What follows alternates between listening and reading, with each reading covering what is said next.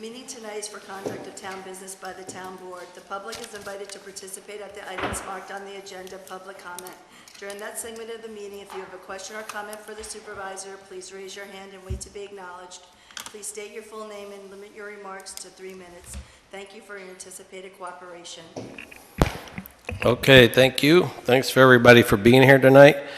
I like when we have police officers being hired. We get a lot of people show up. And of course, we're going to be talking tonight about ambulance service and different providers tonight. So hopefully people have questions on that. So, but I do want to ask the board to change up the alignment of our agenda. I'd like to move the part-time police officers resolutions to the front of the agenda after item number 5. And I'd like to have an amendment to the agenda to add resolution, let's see, 88 and 89, C and D moved up between item 5 and item 6 on the agenda, so we could honor Frank Zabrowski and Kevin Cornell as hopefully being our new part-time officers. So can I have a motion for that? I'll make an amendment to the agenda to move the resolutions up behind item number 5, 88 and 89. I need a second. I'll second it. All in favor? Aye. Aye, so moved. Thank you. And I will also add that I'm going to have at the end of the meeting an executive session tonight on our SRO contract and an employee. And I'm going to ask the chief of police to come in with the board. And it's a possible new hire position that the school district is asking for. But I'd like to have an executive session. So I need a motion to have an executive session after our final resolution. With that, that'll be on after 87 at that point. I'll make that motion to have an executive session. I'll second it. All in favor? Aye, so moved. Okay. All right. So now that we got a new agenda, I'd like to say let's please rise for the Pledge of Allegiance. I pledge allegiance to the flag of the United States of America and to the republic for which it stands, one nation, under God, indivisible, with liberty and justice for all. And please remain standing for all those men and women who sacrificed their lives to give us this opportunity to serve you, our community, our country, and our state.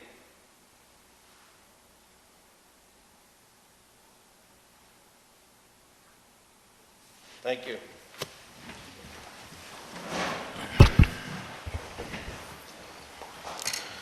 Okay, so item number 3, I need a motion to approve the agenda as amended. I make the motion to approve the agenda as amended. Second that. All in favor? Aye. Okay, I need a motion to approve the October 24th, 2022 Town Board meeting minutes. I'll make the motion to approve the October 24th, 2022 Town Board meeting minutes. All in favor? Aye. Aye, so moved. And I need authorization of payment of bills of $394,192.56. I need a motion to pay the bills. I make a motion to pay the bills. I need a second. I'll second that. Okay, all in favor? Aye. Aye, so moved. Okay, so we're going to go straight into Resolution 88 and 89. Myself and Councilman Molinelli had the pleasure of interviewing these two gentlemen, two nice young gentlemen, which we like in our town. So, you know, Frank and Kevin, it's a pleasure to have you guys here tonight and your families and friends. And it's going to be a pleasure to have you on our force. I don't know if Eddie has anything else to say, but I could just tell you that I was these impressed. guys are very impressive. I was very impressed with the interview. So without further ado, we're going to go right into resolution number 88. So resolution 88 is to appoint a part-time police officer for the purpose of attending the police academy. Supervisor Corcoran proposes the following. whereas the Chief of Police requests the appointment of Frank Zambrowski as part-time police officer for the purposes of attending the Ulster County Police Academy. Now therefore be resolved that Frank Zambrowski be appointed to part-time police officer to attend the Ulster County Police Academy effective immediately, and moves for its adoption. Councilman Malinelli? Yes. Councilwoman Sessa? Yes. Councilman Cowkey? Yes. Supervisor Corcoran? Yes. Congratulations. And Resolution 89, to appoint part-time police officer for the purpose of attending the police academy. Supervisor Corcoran proposes the following, whereas the Chief of Police requests the appointment of Karen Cornell as part-time police officer for the purpose of attending the Ulster County Police Academy. And now therefore be resolved that Kevin Cornell be appointed to part-time police officer and attend the Ulster County Police Academy effective immediately, and moves for its adoption. Councilman Malinelli? Yes. Councilwoman Sessa? Yes. Councilman Cowkey? Yes. Supervisor Corcoran? Yes. Welcome to the force, guys. And I want the chief to have the guys come up and we'll present them their badges.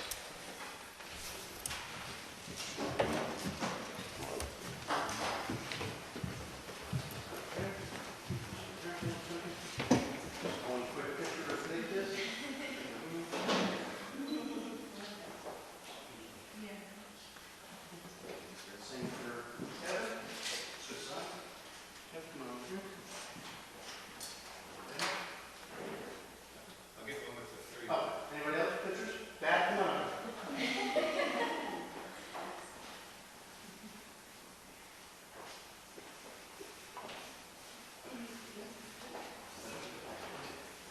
Welcome, boys.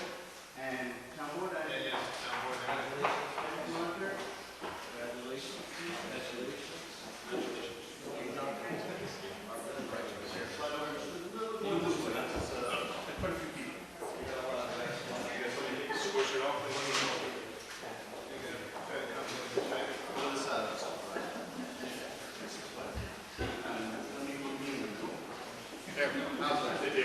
Everybody like this?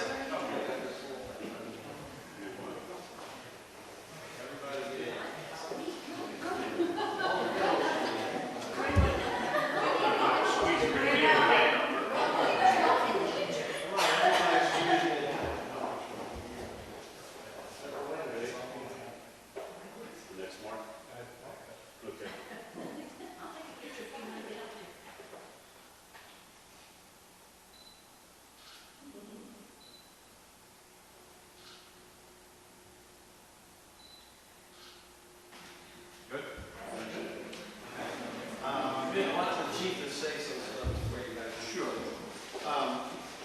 So you want a picture with your son? Just you guys and me? Yes.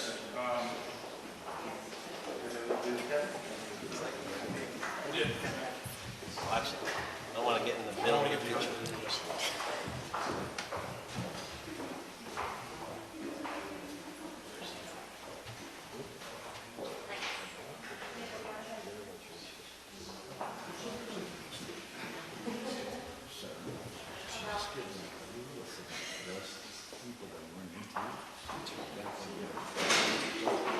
You go, Frank.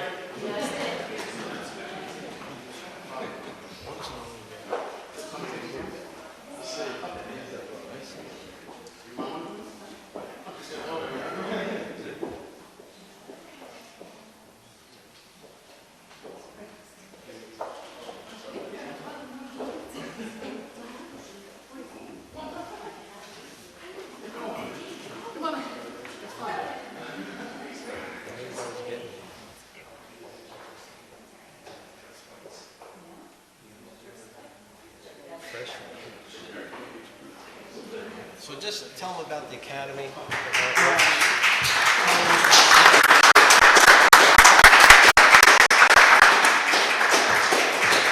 So I just want the chief to explain how the academy works and what we're doing here on sponsoring these two gentlemen.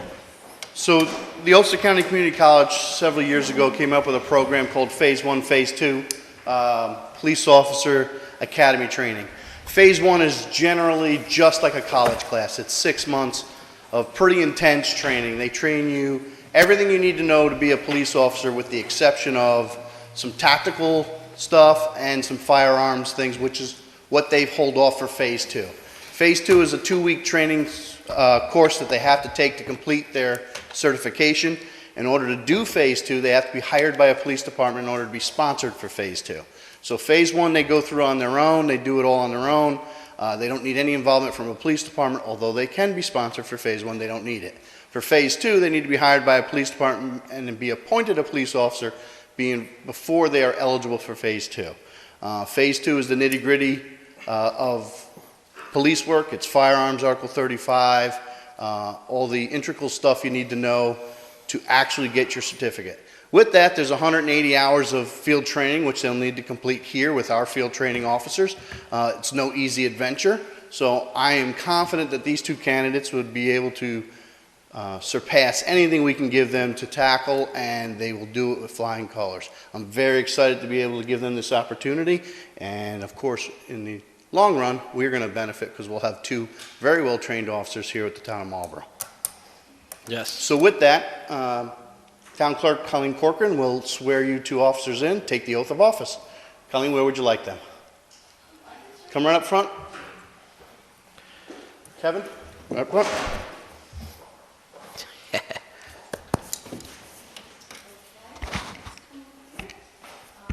Raise your right hand and repeat after me.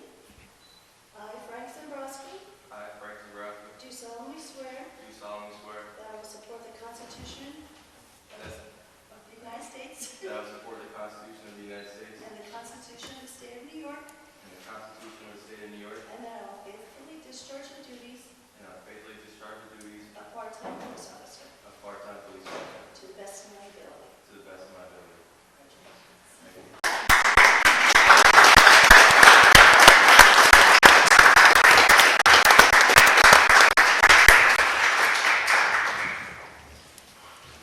Raise your hand and repeat after me.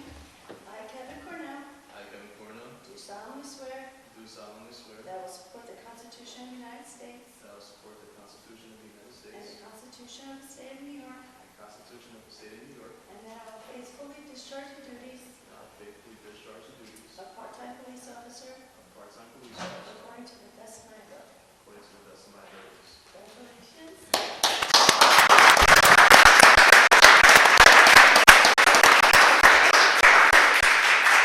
I'd just like to take the opportunity to thank my board, or my police liaison committee, and of course my entire board for supporting this endeavor. Thank you. Oh, thank you, Jerry. Thank you, Jerry. And you guys don't have to stay. Oh, no, I'm sorry. You guys do have to stay because we have stuff to do. The two boys.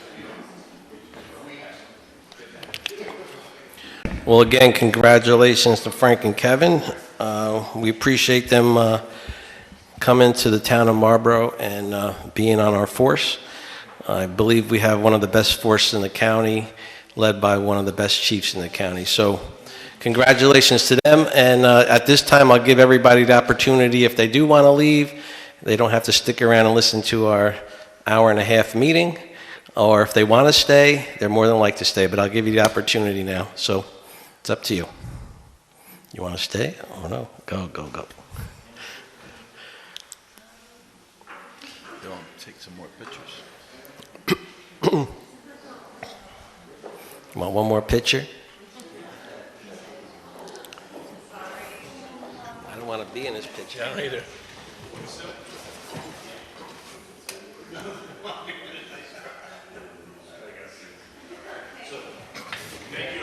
You're welcome. Thank you. Thank you. All right, so we're going to get back to the agenda. Any comments on the agenda from anybody at this point before we get into the reports on department? Okay, item 7, reports of department. So for my report, I don't have a formal report, but I'm going to tell you kind of some of the things we went over in the past month. Meeting with my supervisors up in the county. We met with the new director of UCRRA, Greg Oliver, to go over the recycling center and resource center up there. Greg comes from California. Very, very knowledgeable man. I think he's going to do great things for our county.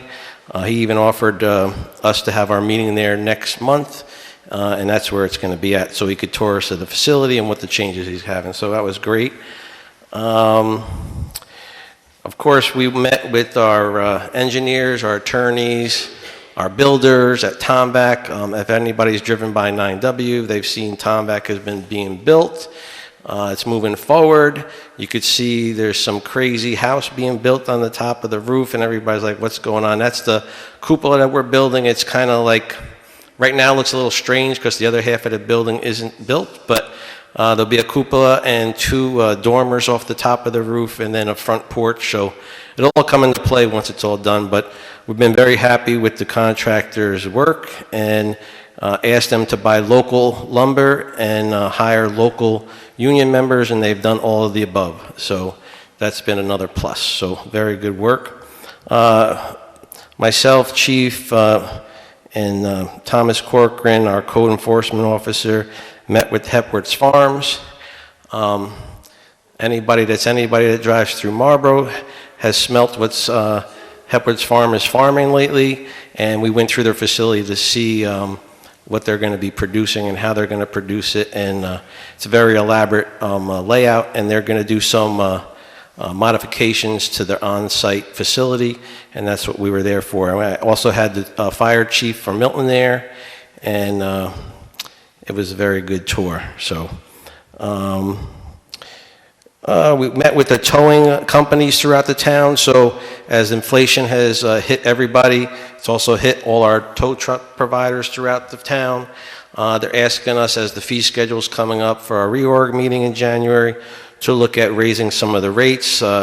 Myself and the chief met with them, and then we're going to go through some numbers and then present the board those numbers to see if they agree with what we're going to present. Met with Dave Lavoie, who's our health insurance agent for the year. We got our health insurance, same insurance for everybody. Of course, it just went up 6%, but that's just the way it is. And then we also met with our insurance agent for the piers and the North Pier in particular for the fire, and we're working that out. There's some discrepancy about ADA compliance, and the code enforcement officer is working with our attorney to hopefully get that straightened out. Met with Rosemary Wine and Deputy Supervisor Appler and Jerry Wine down at the pier for our kayak launch. I sent the board some information today about possible ADA compliant kayak launch. As you know, we have a $40,000 grant towards this, and we're starting to get the estimates in for some of the costs that are associated with that. And of course, a lot of people are here for, we had multiple meetings with our first responders, our fire chiefs, our police department, our county emergency management people about ambulance service, and what we can do as far as getting a little better service in our town, possibly. It's a big decision by the board, and that's why we're going to have an open discussion tonight so other people could give their opinions.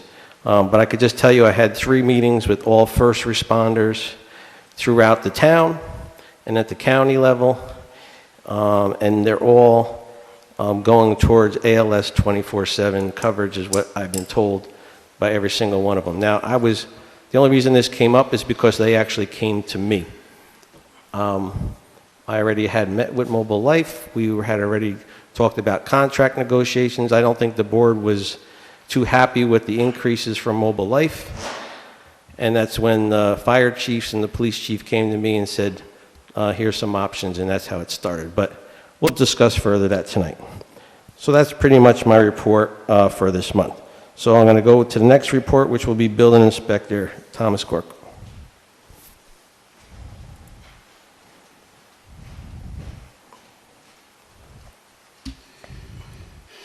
Building Department monthly report ending October 2022. Certificate of occupancy 6, request for information 23, building extensions 5, fire inspections 4, stop work orders 1, order to remedy 10, complaints 23, burn permits issued 15, building permits 3 addition renovations, 15 burning permits, 1 garage, 2 decks, 6 electrical, 1 generator, 1 mobile home, 2 hot tubs, pools, 3 roofs, 1 shed, 3 single-family homes, 5 solar panels, 1 wireless communication, 1 pellet stove. Estimated cost of building, $1,839,992. Total permits, 45. Monthly income, certificate of occupancy, 900. Permit extension, $7,217.50. Building permits, $9,505.05. Request for information, $29,600. Fire inspections, $555. Burn fees, burn permits, $75, for a total monthly income of $47,852.55. Total gas usage, 90 gallons. Total miles, 1481. Okay, thanks. You guys got any questions for Tom? I'm good, thanks, Tom. You don't want to know why my income is so high? Where was that from? Yeah, Tom, why don't you explain to them the one income So we only reason? lose $50,000 in income this month. It's a little high, but what happened is most municipalities have what they call these, the homes that are abandoned, and we have a few around town, and we seem to chase these, and I say we, as all building inspectors and code enforcement officers, we seem to chase these with no avail. When a person walks away from a home, the banks hold off on foreclosing. If they foreclose, then they have a liability to the property. If they leave the house in the owner's name, they have no liability. So they'll pay the taxes on it so it doesn't go to foreclosure, but they'll refuse to take ownership of the home in fee title. And what that does, it leaves these homes around town without the lawn being mowed and becomes, an eyesore to the community. So the one home I wrote up many years ago, and with the economy coming back the way it did over the last couple of years and house prices soaring, they went to put that house back up on the market. And obviously the house was in disrepair, needed a building permit, windows were broken, siding was ripped off. And what I did is I refused to give them a building permit. So I refused the building permit to the bank, and we got a little back and forth, and I presented them with a bill of $500,000. And the $500,000 was based on my maximum fines of a property that they refused to maintain over the last 5 to 6 years. So long story short, we went back and forth. I was looking for 10% at $50,000 as far as a settlement on the fine, and I settled at $25,000 on a 5%. And to today, to my knowledge, over the last 40 years, that's the largest fine we've ever imposed on somebody. So we took a $25,000 fine and incorporated it in our regular building permits there, making this, this month's income almost $50,000. And they paid it. They paid it. They want a building permit, they're going to pay. So, they thought they were going to get away with not maintaining a property for 5 years in town and make the neighbors basically suffer. And then when the property values increased, then they were going to take fee ownership and sell it. Well, they took fee ownership, but they weren't getting a building permit from me. So basically. And this was just so you know too, this is a bank that held this house, so they're the ones who pay this fee. So Yeah. Kudos to Tom for keeping all the records for the years that this house sat and accumulated the fees. We could have went to court with it. They decided to settle, and it's a good follow-up. I think he had like 3 or 4 months of back and forth with them. So good job by Tom in collecting that for the taxpayers of the town of Marlborough. So that was a good job. So don't let your houses getting ruined for 10, 15 years. Yeah. I don't care if it's bank owned or not. Yep. Good job, Tom. So very good. All right, Chief, you're up.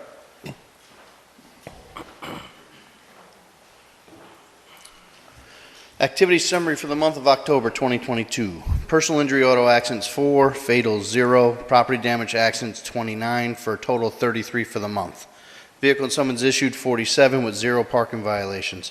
Complaint activity total blotter entries 984 with a total of 20 arrests for the month.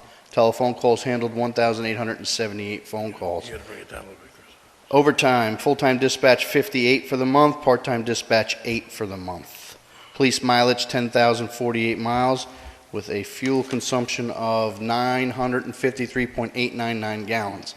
Use of force, we had no use of force against people, 3 use of force against deer, and 1 civilian complaint which was investigated and resolved.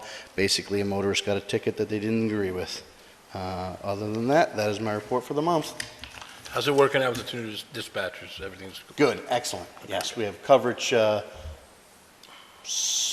part of the weekend and most of the week, all 3 shifts. Perfect. So it's working out very well, thank Good. you. And when do they take the test? Do you have any number? They haven't announced it yet, So hopefully Okay. sometime in 2023. Yeah, who cares? Sounds good. Thank you. Thank you. Thanks, guys. Thanks, Jerry. All right. Doo-doo-doo-doo. All right, so we got Superintendent of Highways, John Alongi. Councilwoman Cecil, you want to read that one? Sure. John Alongi, Highway Superintendent, monthly report for October 2022.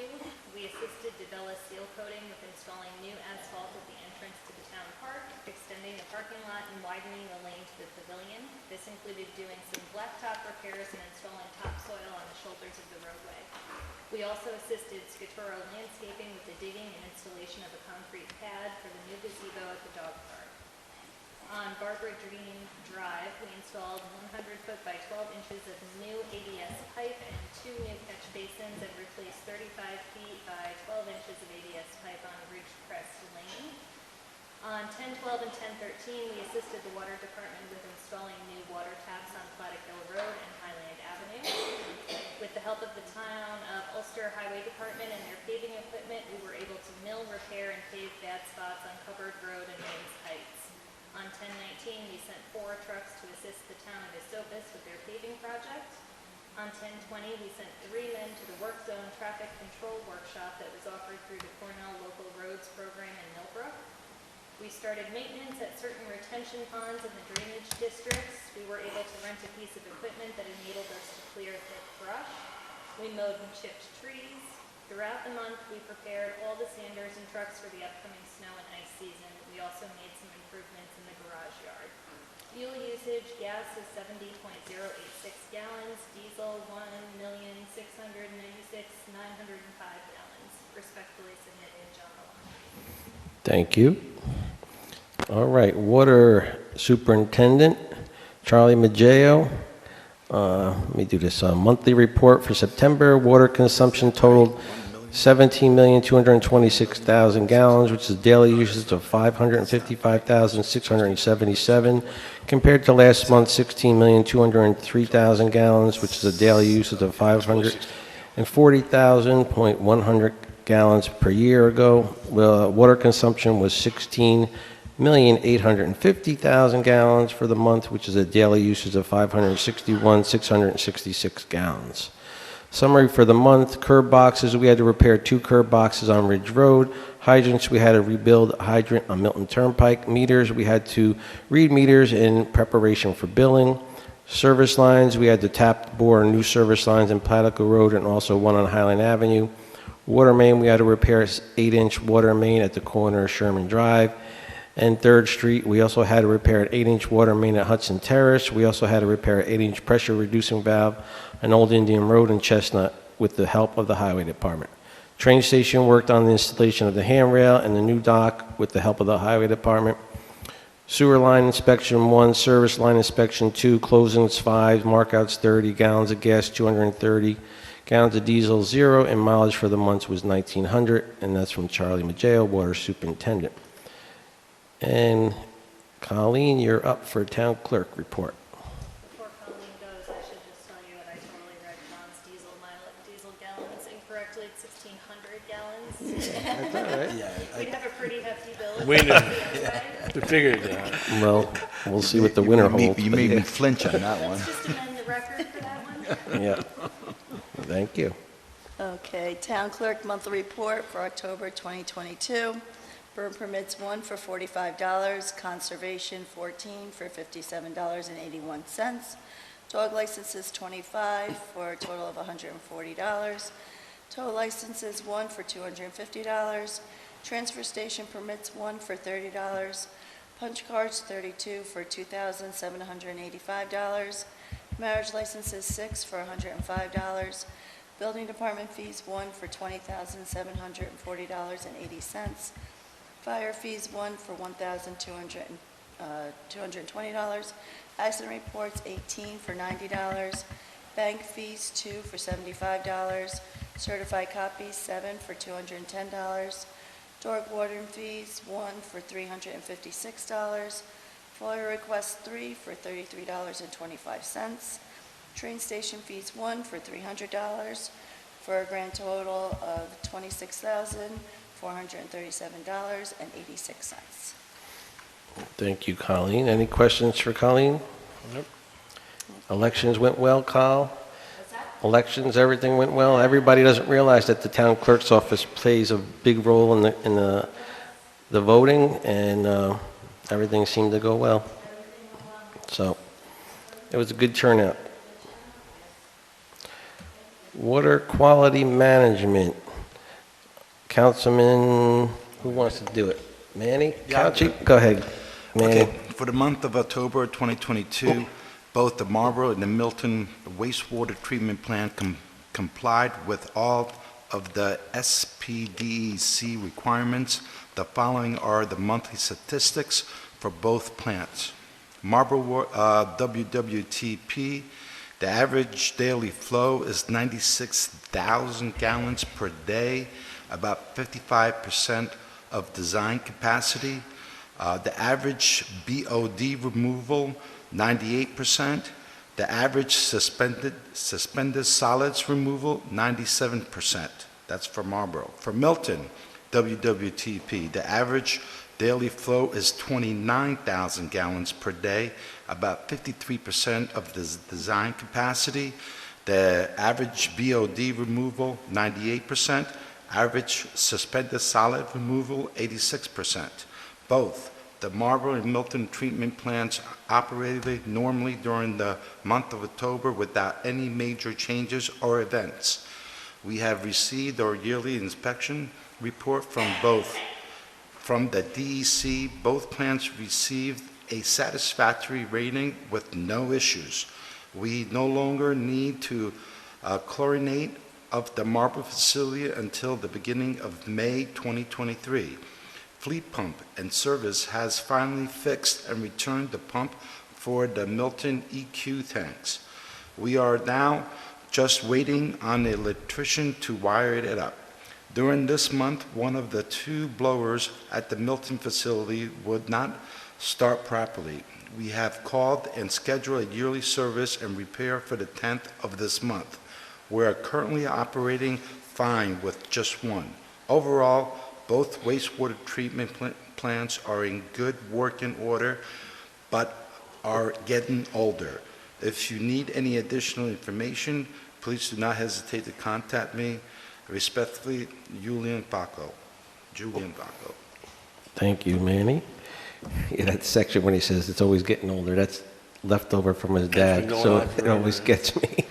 So yeah, the water plants are doing well. Thank you, Julian. Ed, you want to do the dog control officer's report? You got it right here. Monthly report 10/1/2022 through 10/31/2022. Overview, we received a total of 23 calls this month, including 2 calls to service from New York State Police and Ulster County Sheriff. Responded to 5 active complaints and/or cases which are now closed or resolved. We currently have 3 open case or complaint. We impounded 0 dogs this month. 5 appearance tickets were issued this month. There were no dog bites reported this month. We have no dangerous dog cases in progress in the Marlborough Justice Court. The cold weather is here. Please use caution with regard to leaving pets outdoors in cold weather. Never leave your dogs outside when you are not home. End of report. Good And that advice. was from Andrew McKee. Good advice, good advice. Scott, All right. Scott, I have one question. In Yes. Bill's abstracts for this month, we had a bill from the Gardner Hospital pertaining to door control. Why didn't the customer, or we couldn't allow to know? They get billed. We pay it first, Oh, we pay first and then we give it, then we, okay. and then we'll bill. So it doesn't go directly to the, No, to the we owner? gotta pay it we pay it first. Because it's an emergency thing, it's right away. We gotta pay it. And then Okay. then I they did pay not know it. the line of communication. Yeah. So that's the line of communication. First we pay, Yep. then we pay them. I hope we put a surcharge on it. No, No? Okay. as long as they pay us, that's the main thing. Sometimes, even sometimes, like, I'm not gonna say every time we do get paid, but we should get paid, but we're not gonna let the dog suffer, and we do pay it first to make sure. And then we go after the owner to get reimbursed. Swine's oath before they can relinquish the dog. So the customer pays me, registers the dog. I make sure Andrew knows that it's been paid, and then he meets them from the police station, and we can send them the dog. Yeah. As long as everything's taken care of. Okay. That's where my dog warrant is on my report. All right. Good? Good. Thank you. All right. So we're going to go into the planning board review, October 2022. Applications fees, 0. Escrow fees, $5,711.47. Recreation fees, 0. Total invoices, $11,844.17. Meeting October 3rd, 2022. Attendees were Chris Brand, Steve Clark, Cindy Lanzetta, Joe LaFaro, James Garofalo, and Steve Jennison. Agenda Lighthouse Holdings, 131 Idlewild Road, Marlborough, final site plan. After much discussion between the board, legal counsel, and applicant's representatives, the board agreed to send the project to the ZBA to interpret the conflict between the definition of a section of the town code regarding recyclable agricultural building in section 155-1C. The planning board also agreed that the town board and/or its council should seek means to clarify this discrepancy for future applicants which utilize the recyclable agricultural building. Just to give you a background, because myself and Tom were just talking about this, in this code it states that if when you get this exemption, you have to have the building in use for that for 10 years for the agricultural exemption. In this case, the basically the farmland was sold off to a normal resident, and he wants to utilize it for other means, and he's 3 years short from that 10-year exemption. So that's why it was asked to go to the ZBA to get a variance of 3 years. I don't really think it's a big deal, but we'll see what happens. Discussion without lawyer or engineer. The board reviewed updates to this simple 2-lot line change application and will implement its use after final edits have been made. Next deadline, Friday, October 7th, 2022. Next scheduled meeting, Monday, October 17th, 2022. And the meeting October 17th, 2022. The attendees were Chris Brand, Steve Clark, Cindy Lanzetta, James Garofalo, Steve Jennison, Joe LaFaro, and Bobby Transalito. Agenda approval of stenographer minutes for 9/19/2022 and 10/03/2022. Approval for the above minutes was granted unanimously. River Vista Drive, Chris Corner, 9 River Vista Drive, Marlborough public hearing lot line. The public hearing was reopened and closed with no input from the public. The board reviewed the resolution of approval, which included several conditions, including the applicant to construct a road which is in compliance with town code and secured in conditions approved by the town of Marlborough. In addition, the applicant will be required to dedicate the small strip of land to the town. A final resolution of approval was approved unanimously for the project. Top Seed Landscape Design, 1943, Route 9W Milton Sketch Site Plan. The board had several issues of clarifications for the applicant, specifically the intended use of hours and operations of the site. The board has previously approved plans for this site, and the board members questioned council as to whether or not the applicant could be just reapproved in its current form. The applicant will address the usage and usage concerns. The board authorized the attorney to draft a resolution of approval for the next meeting. The board also agreed to waive the Ulster County Planning Board emulation required modification in full cutoff lighting was utilized. Additionally, the board agreed to waive the public hearing for the application, and no substance change were made since the project's last public hearing. Next deadline, Friday, October 21st, 2022. Next scheduled meeting, Tuesday, November 8th, 2022. Respectfully submitted, Chris Brand, Chairman of the Marlborough Planning Board. Okay, so now we're going to go into item number 8 on our agenda.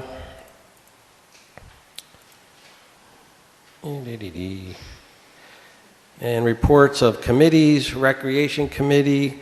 Councilwoman Sesha, you want to give an update of what's been going on? Yes. Oh, you can hear me now. Now you can. That's pretty loud. The Recreation Committee met last Monday, shifted this month's meeting to accommodate the election and everything else going on in town, but they have 2 final upcoming events for the end of the year. The first one being on Sunday, December 4th, which is the Hamlet of Milton Christmas tree lighting ceremony, which always ends up being a very nice event. We have DJ services being donated by Enriquez Entertainment and a whole host of other activities going on there. So that is 2 to 4 o'clock on that Sunday. The tree will be lit at 4. The following Sunday, which is Sunday, December 11th, the committee is launching a new event called the Polar Express movie event, which is actually taking place down at the Milton train station. So that'll be the first time that the committee has offered that event. There are 2 showings of the movie that day with limited tickets available just based on the space in the building. So those tickets are being sold online. There's an Eventbrite link, and anyone interested in attending can purchase their ticket via the Town of Marlborough Recreation Committee Facebook page.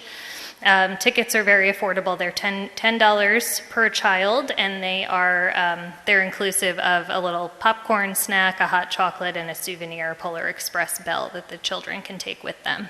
So those should be the final 2 events of the year for the Recreation Committee, and then they'll gear up for a whole new slate of things in 2023. Thank you. And you guys have been doing a great job this year, so I'm glad I could step aside and you could step in. Very energetic committee, actually, and just for the public's knowledge, the meetings have been moved to bricks to make them a little bit more easily accessible to anyone who would like to join. So that's an open committee. Anyone can pop into any meeting. And I think we got a few new volunteers this past weekend, so. That's awesome. Yeah. That's great. And the only other thing I would mention is it's not a recreational committee thing, but I want to make sure the event is told is on December 4th also. At 6 p.m. is the annual blue light ceremony in front of the police station. This is a very somber but needed moment for our police officers. These are the officers that lost their lives in the line of duty throughout the year in the service of their communities.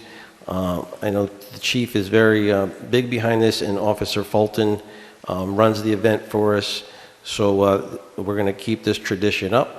And that's going to be also on December 4th. After the regular tree lighting ceremony, we're going to have one up here at 6 p.m. in front of the police department. So come out for that. Emergency Management Preparations Committee, myself, Deputy Supervisor Appler, Everett Erickson, Michael Madison, and Tina Rosa. And I think the chief was there. We talked about finalizing the plans for this. Michael gave us some updates from the county.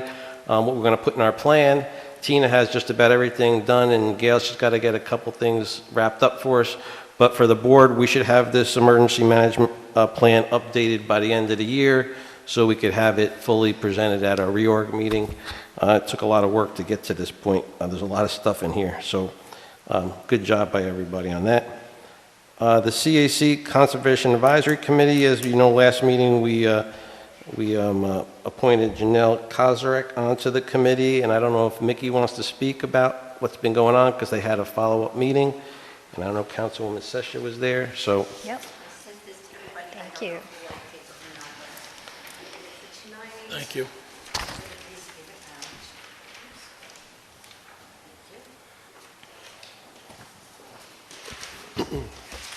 Thank you.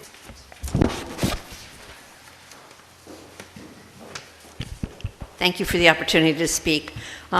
Very exciting meeting that we had on November 9th. There were 12 people in attendance, and we listened to a presentation by Kim Mayer of the Gardner CAC and Janelle Kozarek. The 2 of them have been already working with a program called Climate Smart Communities, and there are links there that you can refer to. And so we're looking at the advantages to the town for becoming a climate smart community.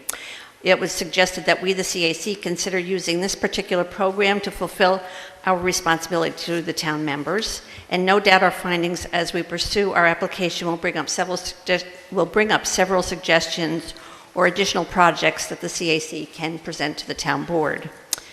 The intent of the Climate Smart Community program is to support local governments in leading their communities to reduce greenhouse gas emissions, adapt to the effects of climate change, and build a thriving green economy. The benefits of participating include leadership recognition for the town, free technical assistance, and access to grant funds that the CAC can take the lead in pursuing, and we're very open to doing that. Local governments begin participation by passing a resolution that adopts all 10 points of the CSC pledge. And then once the town passes that, then we can actually start our work. There is no expense to the town to become a CSC member. The program is long-term in that the CAC can decide how much effort we want to devote to it, and it will take time to earn all of the benefits that the program affords. It is or could be an ongoing program, and there are several levels of achievement. Each one offers higher rewards. It's important to point out that many of the projects that the town has already completed would help us to qualify for the middle layer of achievement. So it would be a matter for this CAC to just organize those and present them. The group showed enthusiasm in pursuing registering as a CSC, and at our December meeting, we will pay closer attention to how we can best participate, strategize actionable steps to take throughout the coming year, and match these existing and in-process initiatives that have been performed by the town. And after the December meeting, I'll be able to give you a roster of people who are truly interested in joining the CAC. Our next meeting is December 6th, and I thank you very much for giving us a job to do. We're looking forward to it. Awesome. Thanks. Okay. Thank you, Mickey. Thank you. Appreciate it. Good job. On the IT committee, just the only thing we've updated is the chief and Gary Lazaroff have been working down at the train station area, down at the landing area, off the sewer plant area, and installing a couple more cameras. That way, you know, we could see what's going on down there. And, you know, as we expand our parks and we expand the usage of public spaces, unfortunately, some people like to vandalize those places, and so we have to start putting up cameras. And just so the public knows, we have cameras everywhere now, just for your awareness, and the police department is watching. So we have been doing that update over the last couple of years, and I appreciate all the work Jerry does, the chief, and Gary Lazaroff, and of course our IT specialist, the Brookses. So they do a good job. So Danny and his brother. So thank you guys. Milton Train Station Foundation, I have not got an update from them, but I know that they've been working on cleaning up the train station. I've asked them to clean out the back room.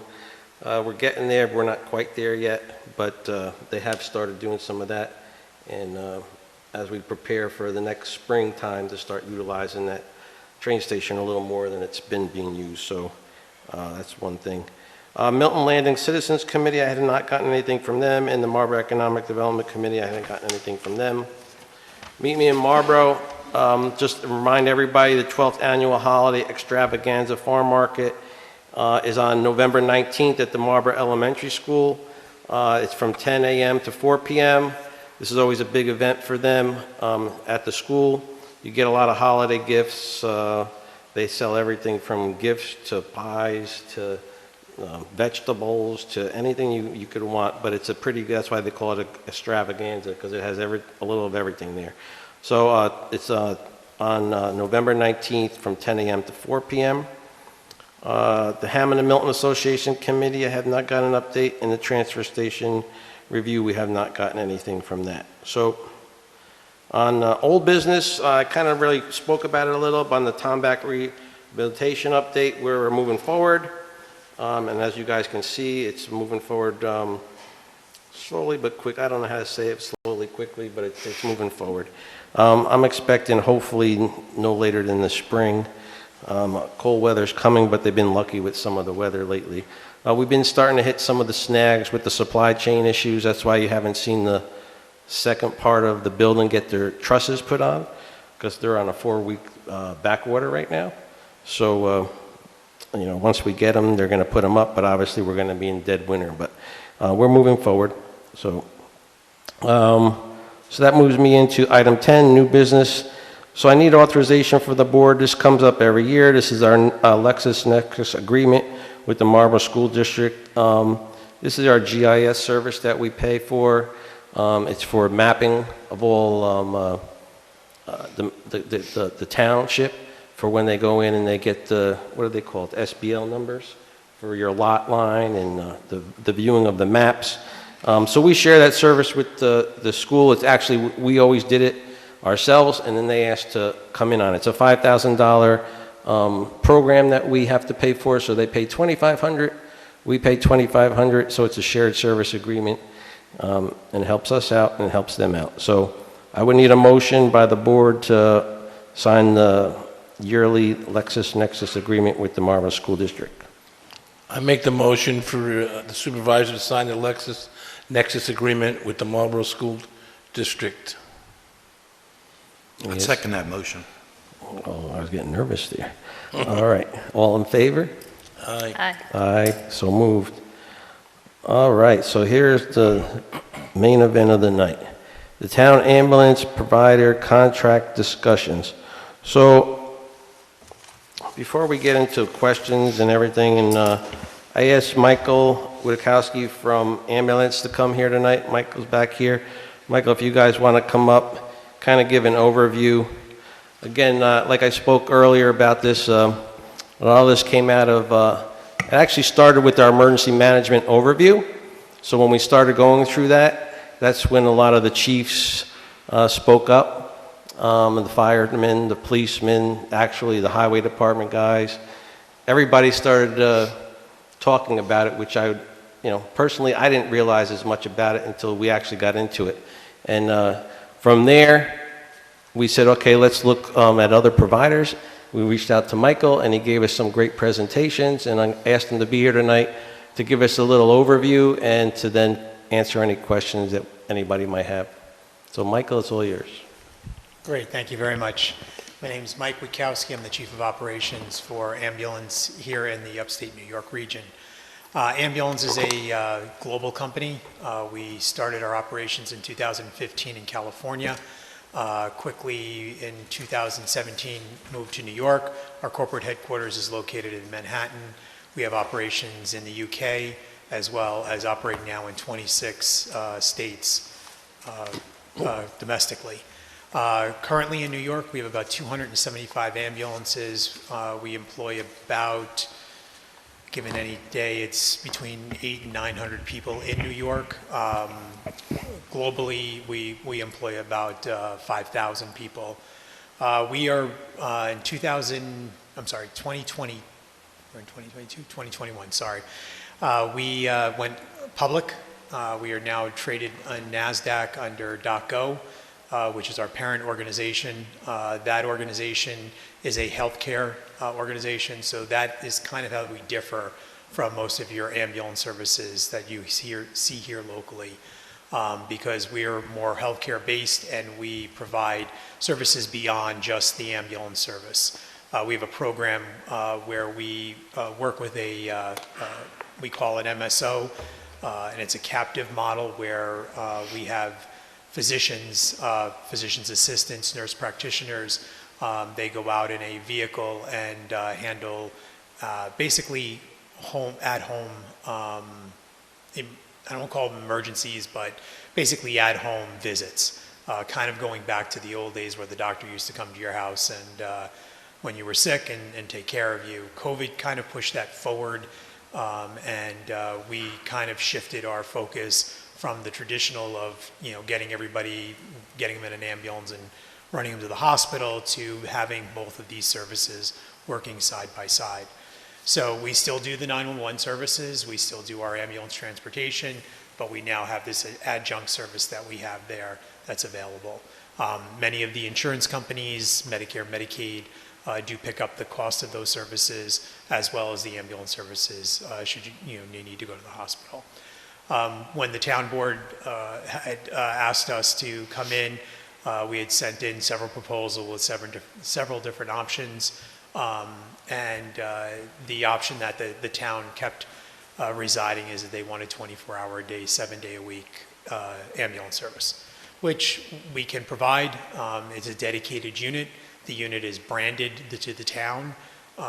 We have a 911 type vehicles that we put out and you will actually have the town name on the side of the town, so you know that that's your vehicle and that it's there.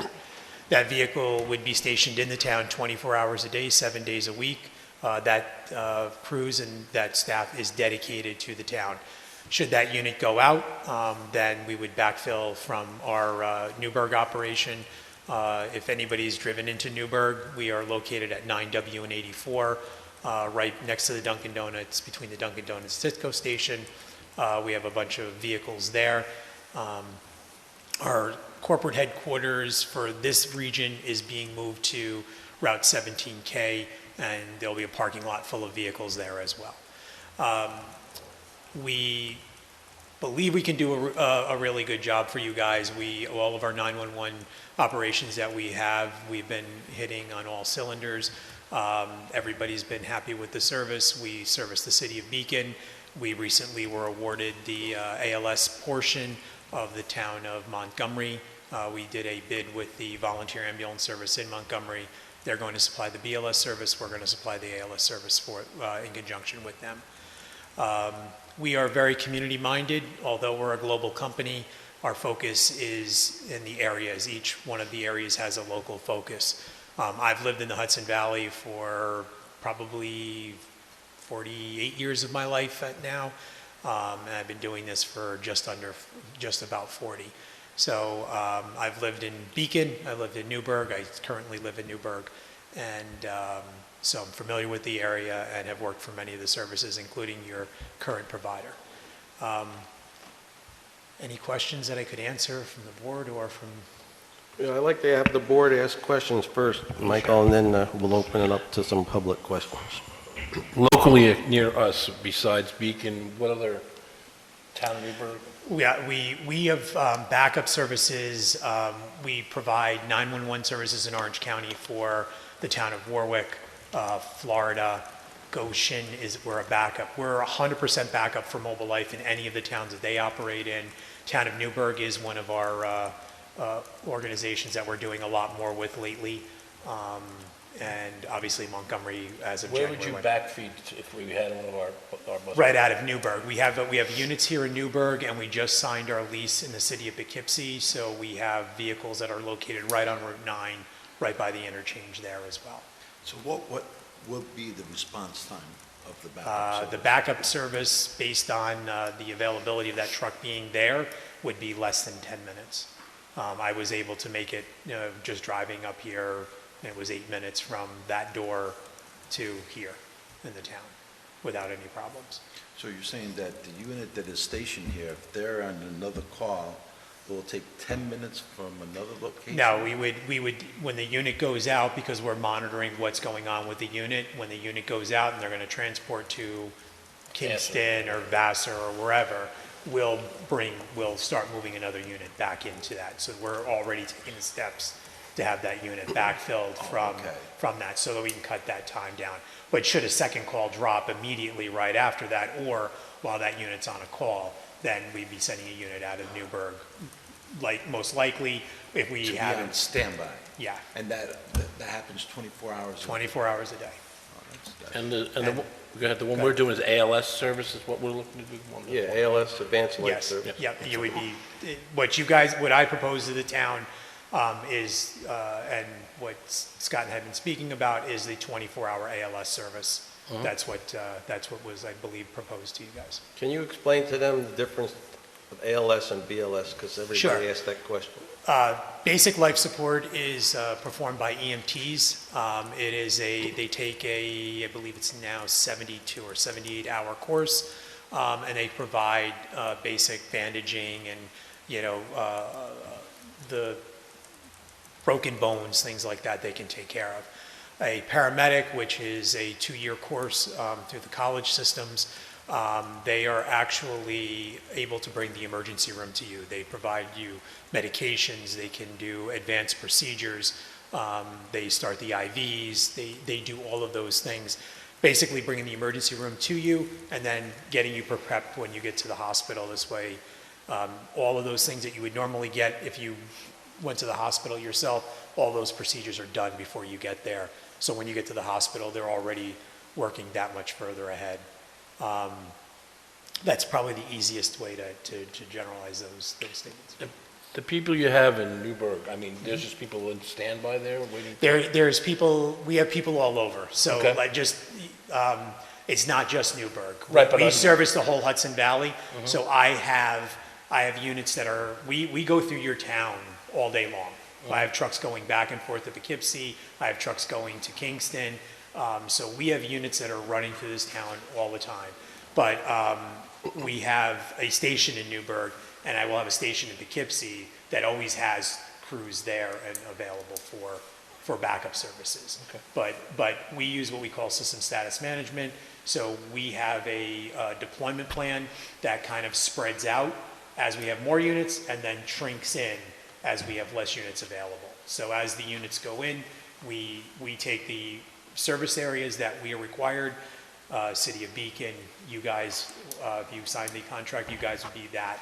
So those areas are priority covered. So we always leave resources available to be able to backfill those And service you're on areas. 12-hour shifts with your paramedics?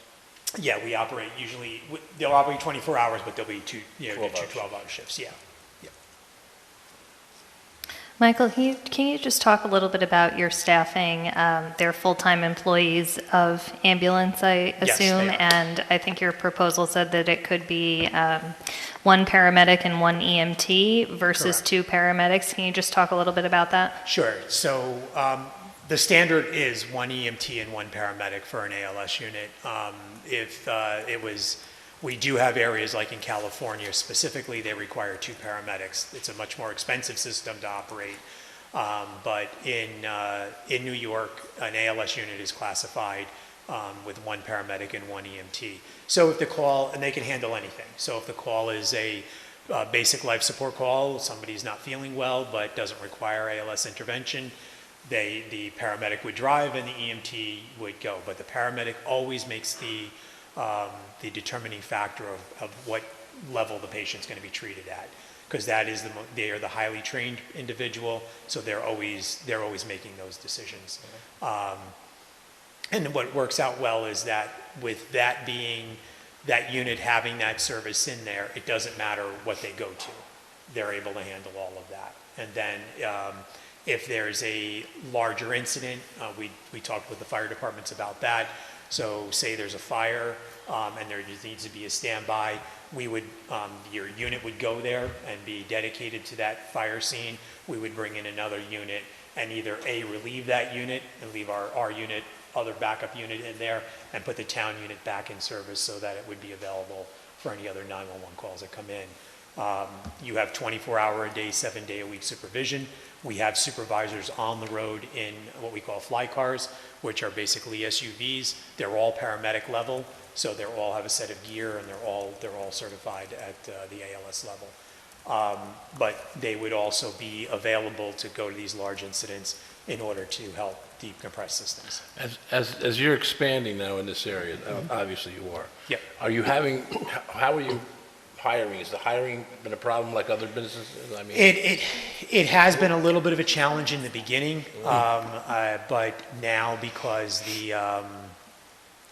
there's been some changes within the industry with providers, there's been a lot of people attracted to coming here from other places. And the nice thing about so I'll just illustrate, the nice thing about having a national company is that we have the ability to bring in resources.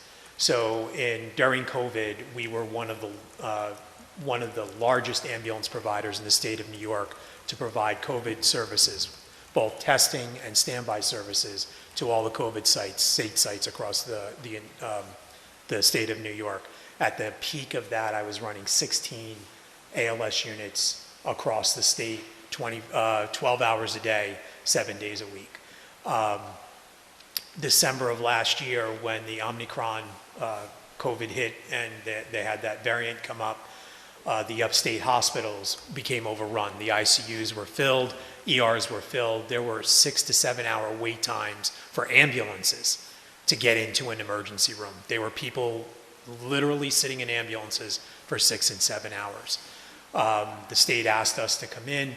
I was able to bring in staff from our other operations throughout the U.S. The state health department gave them their blessing.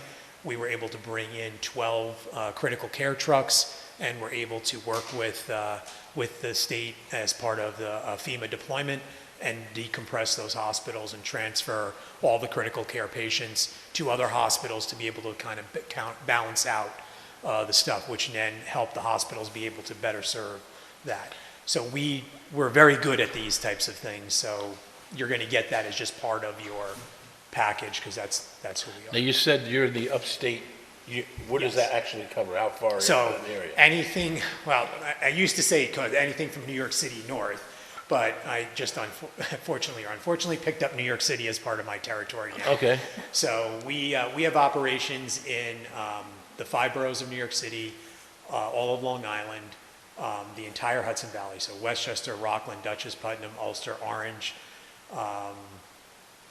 and Delaware County. And I'm finishing up an acquisition which will push us further north. Basically, we'll have operating territory from the city to Lake George. So, A big area. yes. Any other questions from the board? You know, just so you guys are understanding too, when he says we're having a dedicated ambulance within our community. So this ambulance is dedicated, exactly what he's saying. It stays in our community and services our community members. It doesn't go outside for other calls. Current situation is if this ARC ambulance is here and it's needed elsewhere, it can get pulled. In our situation with ambulance, it wouldn't happen. They are only dedicated to our community, and that's why they would brand the ambulance Town of Marlborough, so you know that it's our ambulance. And again, our biggest concern, and it came up multiple times, was the backfill in question, right? Okay, well, you have one ambulance, and what happens when you have 3 calls, or you had a call and then you're going to transport? There's no ambulance, right? So Michael was very good at explaining how they backfill immediately. As soon as that ambulance is going out to a call, they're already calling in a back ambulance to start filling the void. Because most of the time by a 911 call, I mean, from what I've been told, I'm not an expert at this, you could almost tell what the situation is going to be before you get there.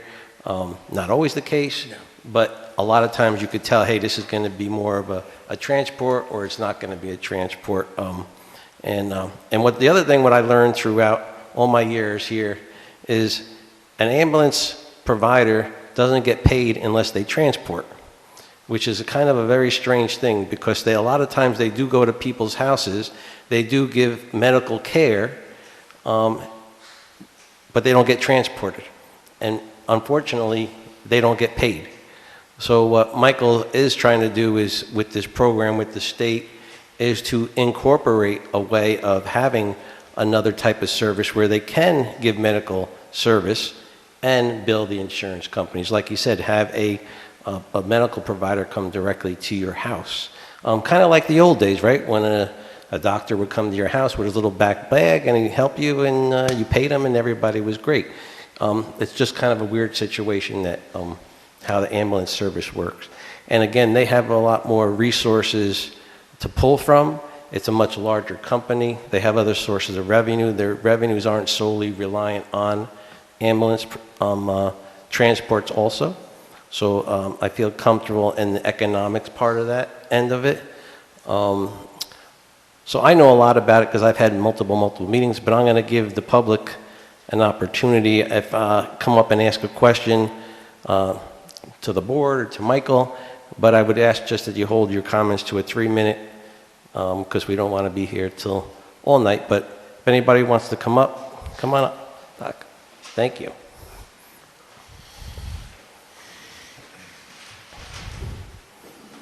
Well, let's see if this thing works. I never used it. Yeah, thanks. My name is Ron Tattlebaum, and in full disclosure, I'm a retired cardiologist. I appreciate your presentation. It's very good. Before I come in, I just wrote down some notes and some questions that I thought might come up, and you answered Getting ready to go. There you go. Just it starts to do your countdown. Don't worry. You're the chief, though.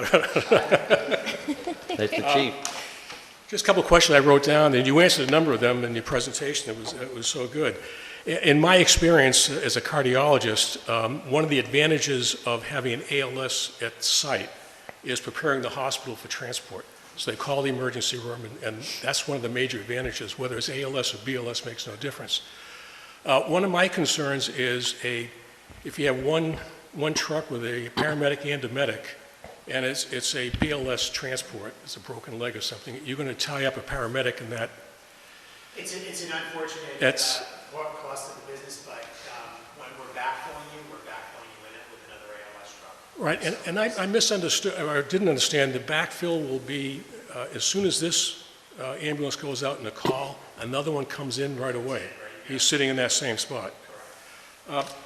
Also, in my experience, as with physicians as well, sometimes the most experienced physicians are the best ones.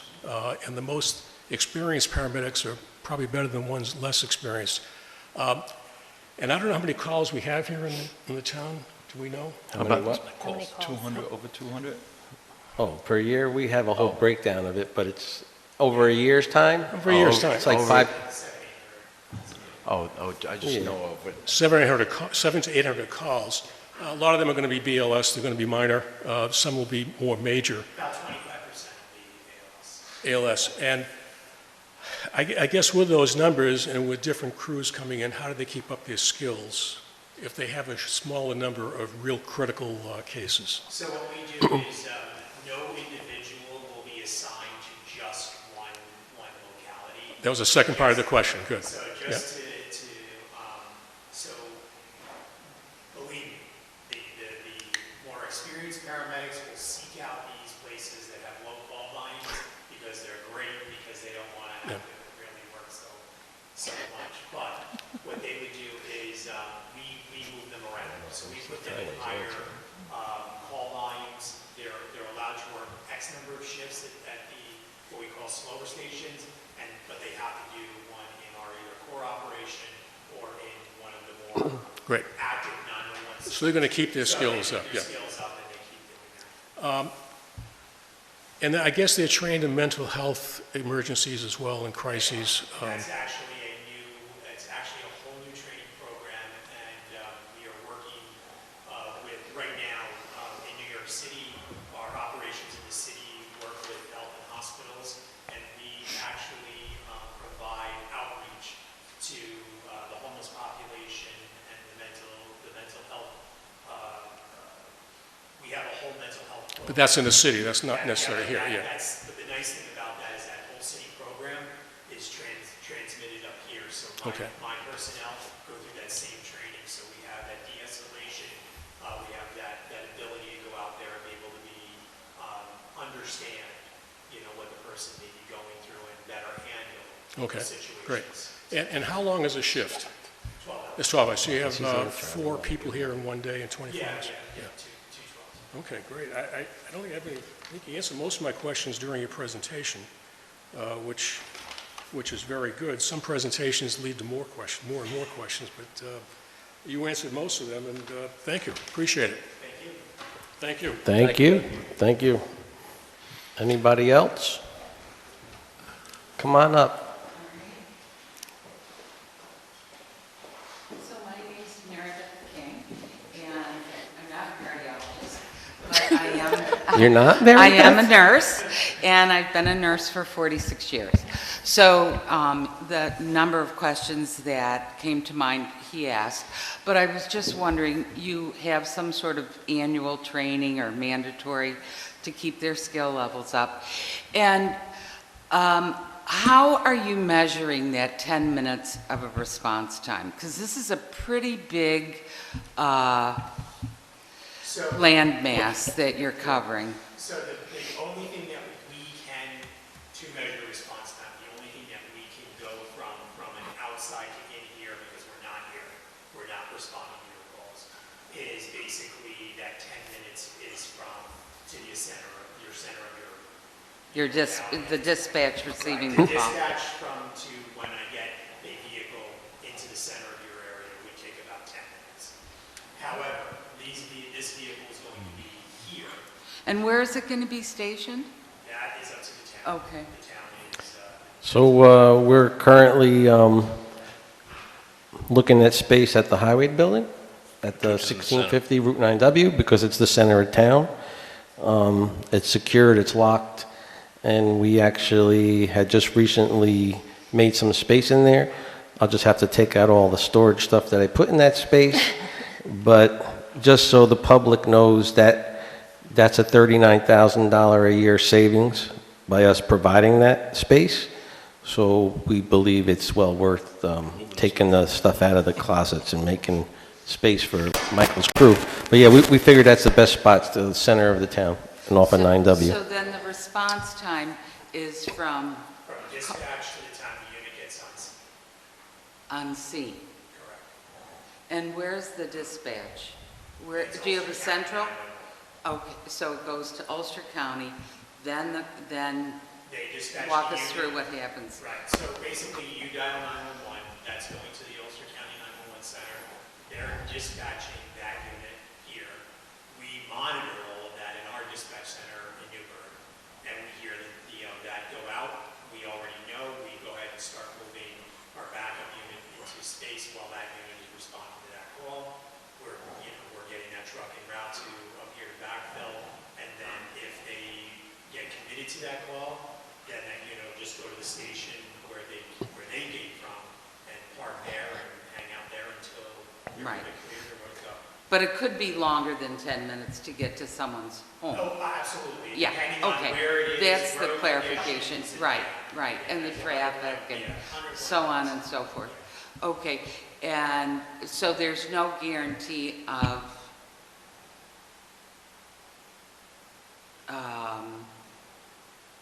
dispatching the unit to the home or to the, wherever the event is. There's no, Well, the unit's dispatched by the county as soon as the 911 call comes in. So that's part of the protocol that they would do. So however long it takes to get drive from the center of town to wherever it the is event in town is. is going to be the response time. Okay, I all can't- right. I mean, we haven't quite figured out how to. Yeah, I mean, just Mary Beth, just so you know, our current response time can anywhere be from, depending where the location is, it could be 5 minutes to 40 minutes currently, Yeah, right? that's what I said. It's So that's big part of the, mass. you know, and I would also mention that I think another challenge will be, this is kind of off topic, but it will make a challenge, is that the addresses are not always visible or locatable. So that is also a concern I would have for somebody that may not be familiar with the area. yeah. Yep. And then on, I kind of address that too. yeah, I believe, Chief, you could correct me if I'm wrong, but I believe the police are dispatched on that. Yeah, so regardless of what decision the board makes and where they go, nothing changes for the police department. We will still respond to every medical call, every 911 dispatch, regardless of who the medical service is. Okay. So, so that the police always respond. correct, and understand, as with the police, the same with the EMS, 911 has directions to everywhere. There are some address complications, but the nice thing is that usually the local police officers are well aware of any of the issues and problems. Dock Road is one of them, but it gets figured out. And then we can communicate through 911 directly to the ambulance service. And moving forward, we could even have a direct communications through our radio system. I'm sure you will, Yep. yeah, would develop. Yeah, I mean, normally the police department are the first ones on the scene most of the time. But yeah, I mean, that's the same even currently with our current provider. They, you know, they're using their GPS systems and items that we all use today. But yeah, sometimes there are, like Jerry said, Dock Road, we have 2 Dock Roads, one in Marlborough, one in Milton. So that does confuse a lot of people a lot of But even times. some of the side roads you go down there. Yeah. But, and then billing, are you billing directly the consumer or is, okay, We'll do third-party insurances and then the consumer that uses this service. okay. So we accept all of the insurances, we accept the Medicare and Medicaid. Okay, and lastly, so you described different services. We're purchasing ALS, Yes. ALS? ALS. Only, and not the nurse Nope. practitioner, physician? Okay, all right. Yeah, what was, told upon me. Maybe you should remind the community what we have now. Yeah, that's what I was just going to go over. What we currently have is 15 hours of ALS service. I don't think everybody kind of understands that, but we don't really have 24/7 coverage specifically for the town of Marlborough. Now, having said that, do we have coverage on those off hours? Yeah, but it comes from Newburgh or Highland. We only currently pay for 15 hours of ALS service. After that, our ambulance providers come, it's same thing, it's still Mobile Life, but they come from Highland or Newburgh. And that's why normally on those hours, you will see the uptick in the response time, right? So, and I get all those numbers yearly. So those, those numbers can be much higher depending on what's going on.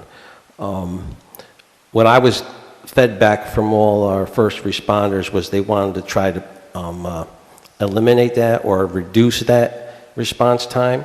They were adamant at having a rig in the community 24/7. They were very adamant about having ALS coverage 24/7 in the community. There's some pushback on that from, through the years of me negotiating some of this stuff with previous supervisors and talking about it, because there's not as many calls sometimes, believe it or not, through the remaining 8 hours, let's say, at night. But I always keep going back to this. It only takes one call and one person, and they don't survive because we didn't have an ALS coverage there within a certain amount of time. And I could speak from my own experience that happened to my mother. And if my mother had an ALS provider there in the time that it should have been there, she'd probably be still living today. So I have a personal reason behind this myself. So that's why I'm pushing for this. But yeah, currently we have 15 hours of service. I could go, and what I'll do now is I'll go through numbers, because I know a lot of people want to know about numbers. What's this cost? So just here's the Mobile Life's proposal for this year. So Mobile Life, we currently pay approximately $350,000 a year, which we're currently budgeted for. In 2024, we'll go up to $367,000 per year, roughly. And that's 7 a.m. to 10 p.m., so that's our coverage hours for them. So of course, they're our provider. I actually asked them, give me the same numbers. What would you provide? And these are the numbers for 24/7 ALS coverage.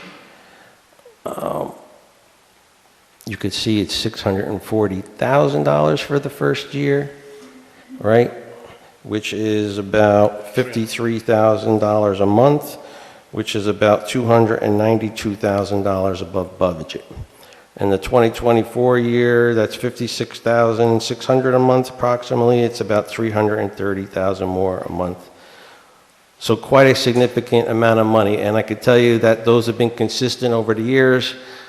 You could ask any prior supervisor that I've served on the board with, that I've asked this question every single year to Mobile Life, and these numbers have been consistent, and that's pretty much why we have not done it, because it was the expense really was expensive, and budgetarily it was going to be hard to do. So we asked Michael to give us a couple different options. He gave us a whole bunch of options here, but we both, like I said, we narrowed it down to 24/7 coverage. So we do have an option that Michael first gave us. It was, we considered this a hybrid option, and this is something we could still look at as a board, but it's option 4. It was a 16-hour ALS coverage, 8-hour BLS coverage. It would give us an ambulance in here 24/7, but again, in those last 8 hours, it's only basic life support. When they do that, Michael, correct me if I'm wrong, they have to take all the ALS machinery off the ambulance every night or in between shifts, store in the building, and then the next day put it all back on. You're only getting basic life insurance service, I should say. again, the number looks great, right? So the number would actually be within our budget, lower than our budget. So you could see the difference in what ALS, BLS person costs, because this is the cost for 24-hour ALS coverage. So the cost is $489,000. All right, still much less than $649,000, right? So I've been going back and forth with Michael, how do we do this budgetarily, right? I already passed my budget. So ambulance is willing to work with us.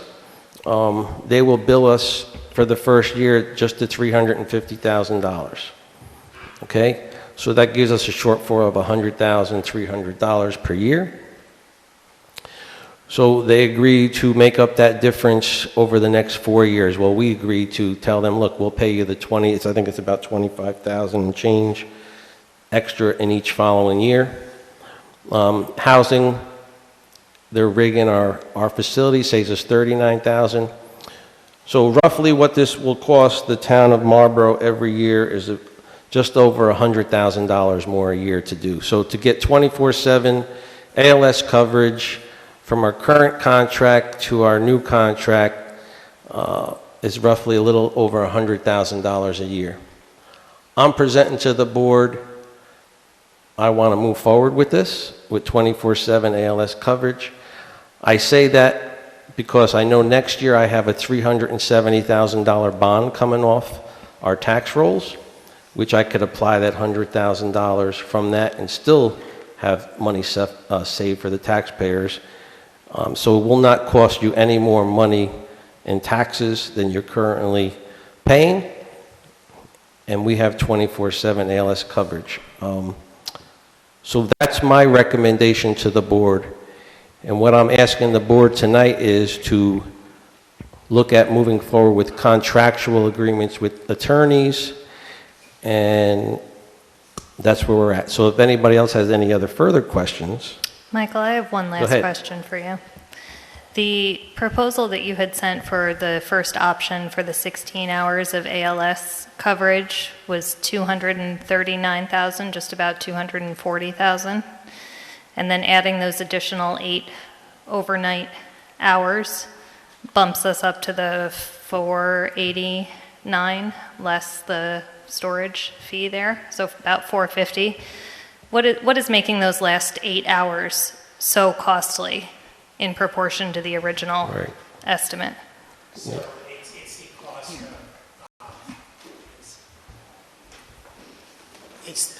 it's the cost of the personnel costs go up. There's night differentials, there's a bunch of things that play into those numbers, so that's why you have that increase in cost, which is there. So it was from 338 to, I think, what was it, 338 to comes about 3, it's going to be. But it was the first one is 239, right? For the 16-hour No, it's 338. ALS? 338. No, 338, 996. 338 is the actual 16. No, that's the one with the ALS and the BLS. The original one, go up to option 1, is ALS 16 hours. It's 239. Oh, you're talking about Just 16 hours? Just 16 hours. That was there. This one? Yeah. Just past. Down. Yeah. So you bump from that all the way up to 489 for an additional 8 hours, which seems like a big jump.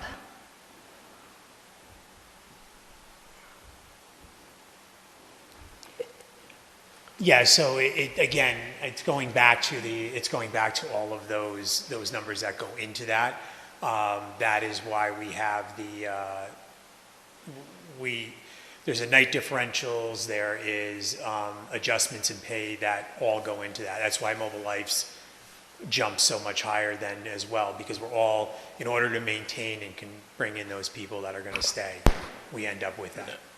Now, I've been in negotiations before, so also what comes into play is if that's a period that's not busy, you have Correct. two things there, you're not making. There's no doing more anything. money. So that has a lot to do with that number too. Definitely another thing. So like, what people also don't understand, it's kind of a morbid thing to think about, but the town gets credit for calls that are transported, right?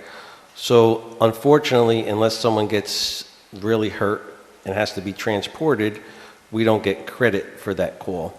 So like we said, and this is why it came up with Mobile Life a lot, is a lot of those calls at night aren't transportable. There's calls, but they're not transportable. So they might go to the house, but they don't get paid. If they don't get paid, we don't get credit. During those other 16 hours, that's where we get most of our credit hours. So like what Michael's saying is when you add up those non-transportable calls at night where we don't get credit, and then you're paying a differential for an ALS operator, it eats up a lot of money. You don't realize we get a lot of money for credits back for those transports. And that's something that I talked to Michael about too as we go through our contract for the 5 years, because we're looking at a 5-year contract, is my belief is that we are going to get more transports in the coming years than we currently have been getting. Of course, we're building more housing in our community. Our community actually is aging, believe it or not. So when those two things come together, you get more transports, unfortunately. Again, it's kind of morbid, but that's how this business works. You get paid by transports. So I think as we go through the years, we might actually get more credits back in our numbers, and our actual yearly contract might stabilize to a point where the increases are very minimal or even negative, depending on the transports. Now, we can't predict that, so these are the things we're working out in our contract to try to limit the increases as we go through the 5 years. So so basically what we do is when I look at a contract, and we got all the information from 911, so we knew how many calls got transported, what their condition was on transport, because they tell them what it is. We take that amount on that, and that comes up to a number. So we take an average reimbursement number, which we have for the area. We add that, this times this equals this, that gives us that number. The cost of the service is this, so we minus out that. The shortfall is where that number lies, where the town would pick up that shortfall. The other thing I understand too in a situation like this, we don't have a nursing home in the community. Correct. A town like Highland has two or three nursing homes up there, so they're going to get a better price. They're going to, because they're going to be constantly moving. Especially, I mean, night's not going to change, but your daytime is going to be moving. You're going to have much and that comes into effect for you guys too. Right, but again, as your community continues to grow and as you get more housing and more going on, those emergencies will bump up, and then those transports would go along with it, and then obviously that would lower your cost. And it's another reason why, like, a lot of the people on the committee are saying, let's get this in place now. Let's do a 5-year contract, because we believe there are going to be more transports. There are going to be more of these need for an ALS provider, even in those off hours. And we really all like the idea of having this rig dedicated to our town. So, I'm taking advice from the people that are actually in the field. God bless them. I'm not out in the field. I don't do this work 24/7 or even 1 hour a day. They do. If every single person that I talk to tells me this is what we need, then this is what I'm presenting the board. So that's why I'm presenting the board what we're asking for. You got a hand up. Go ahead. I just have one more comment, in that I would recommend that the staff you bring in here are rather constant rather than changing every single day. So if there's some identification with the community, I think it will work better and be better for the community also. No, agreed. Your core, you would always have, we try to do that where we have core people that are there, but to the point, so Joe works Monday, Wednesday here, but then works Thursday somewhere else. But it's consistent that Joe's here Monday and Wednesday, and then he does his other there. So you'll see the same people, they just may be different people on different days. And also, Michael also in one of our meetings we had with all the fire personnel and the police personnel, he been offered training classes with them together with their EMS providers, and so we can get some of that camaraderie of people knowing each other and working together. As a small community, that's what it's all about: working together, knowing each other, where these people are going. So I like that aspect of what they presented in that presentation that day. It really hit me home that they actually said, look, we'll even help train your guys if you need be, right? So to me, I think that's just another added benefit to our community. Again, all this comes with a cost. I know this is a lot of money, and I don't take $100,000 lightly at all. It's a lot of money. But you see from some of the other numbers that I got from our local provider that we've had for many, many years, their numbers are much more competitive, I would say, than our current provider. And now, I'm not saying anything bad about our current provider, because they've done our great service to our community. But sometimes when you're with someone for a long period of time, it's always good to look out elsewhere and just see what else is out there. Are we getting the best price for what we're getting provided, right? It's with anything, just like the school district did years ago with the busing companies. And, you know, you get locked into a contract for many years, and then you get complacent with that, and you say, this is what we have. But there are other providers, and there's more providers even than ambulance. But, you know, we had a very good multiple type meetings with Michael. I think all the providers that came to those meetings were very comfortable with him.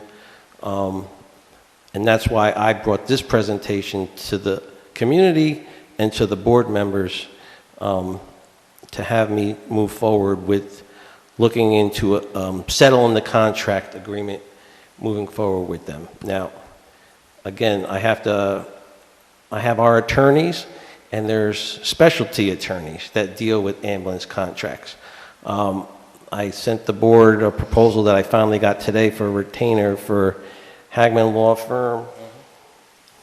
Now, this law firm basically deals directly with representation fire and EMS providers, all right? This is what they do every day. Michael might not want to hear this because, you know, these guys might beat him up a little, but Actually, I know the law you firm probably well. know them very well because this is what they do.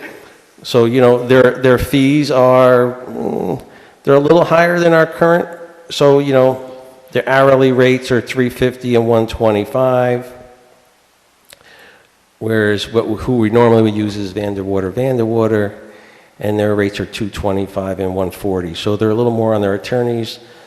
Pretty close on the other. But again, why I'm recommending to the board that we use this firm for this specific contract is this is what they do every day. I don't have to explain to them what I'm talking about. They already know what I'm talking about. As a matter of fact, they know more than what I'm talking about. I just sent them Michael's proposal, and they redlined it all over. So you'll get, it's good. It's not bad. So, I mean, that's what we pay them for. We pay them to protect us. They get paid by the red line. I'm convinced of it. Well, this is why we pay them. I got one additional Sure. question. I know you met with Michael plenty of times, but did Michael give us like any reference with other communities? Did you talk with any other communities saying how they servicing them and how they like them? Beacon, I talked to, they said they've done extremely well over there. I mean, that's the one I talked to.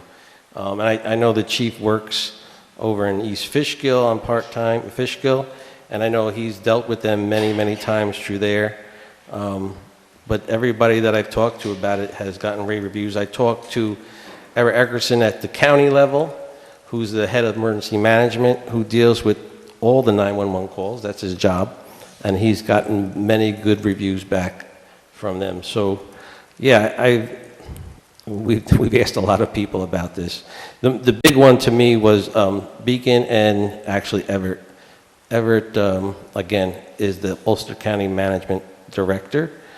And he's given them a thumbs up review. So to me, that means a lot. Now, I also want to explain to the public, too, that the county themselves are doing a review of EMS services. This has been kicked around for many years. I think it's finally coming to a head that the county is looking into doing EMS service as a provider for the county, as a county-wide, which I personally think would be a great idea, since every single call comes to the county, and then they dispatch out. it would make more sense and economic sense if the county took over EMS services for all of the municipalities. Now, how that would work out as far as financially, I don't know, we'd have to kick in so much or they take it over totally. But they could, like, say if they hired ambulance to do the service for a particular region, right? They might be able to utilize 3 rigs through Plattekill, Marlborough, and Highland, and everybody shares in that service, and everybody pays at a county level, and that's very little out of your pocket from your county dollars, and I could take $450,000, put it back into our community, right? So to me, I think it would be a great thing that the county starts, but that's years down the road. So that's why I really want to do a 5-year contract with this company as we do it. 2 reasons. 1, hopefully that the county will step in and do something over the next 5 years. 2, have stability. And 3, that I could manage my costs for budgetary reasons over the next 5 years. So unless there's any other questions, I'm going to Mickey has her hand. ask the board. Oh, go ahead, Mickey. Just one question. You said that the ambulance was going to have the town of Marlborough's name on it.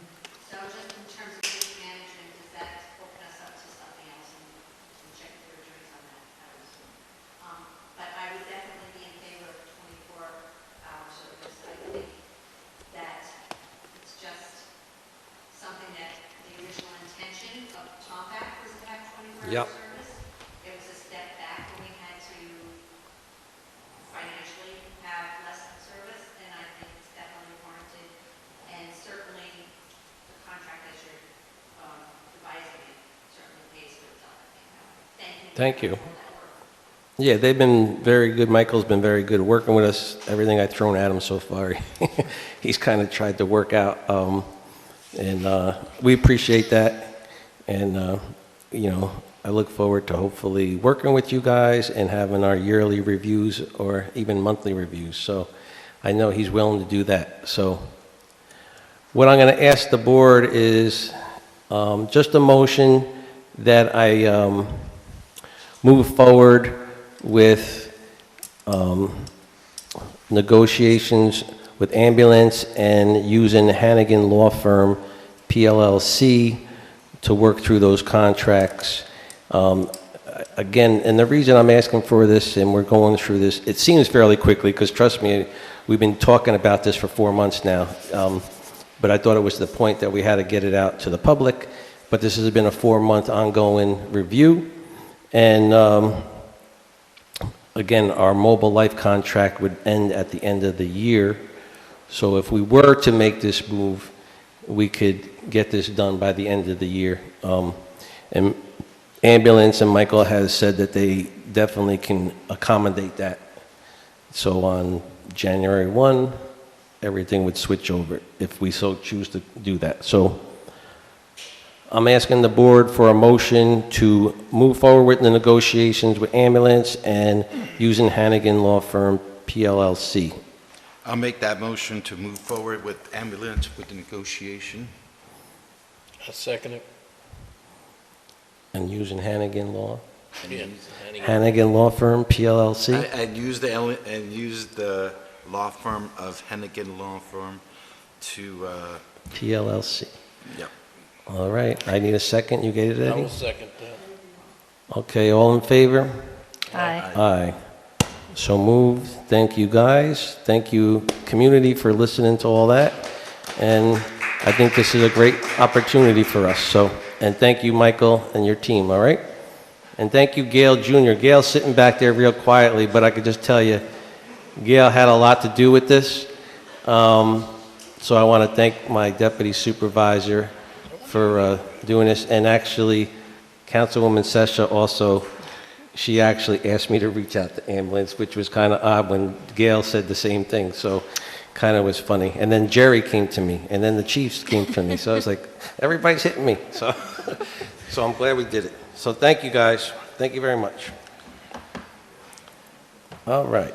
So now let's get back to, does anybody else have any other public comments? Because I know the police officers are ready to retire already back there. All right, we're going to get into Resolution 86 then, okay? Oh, go ahead, Mark, go ahead, I'm sorry.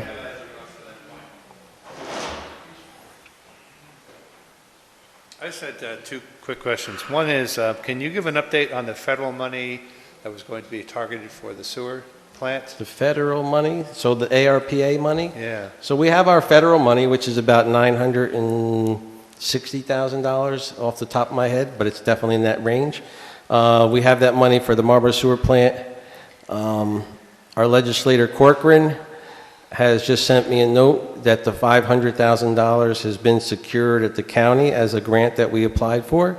That's in addition to the In addition to the $960,000. So I want to thank Legislator Corcoran for helping us there. It was hasn't been officially said, so I'm actually putting the cat out of the bag here, but I should be getting noticed within a week on that. So that gives us, you know, about 1.45 million right there.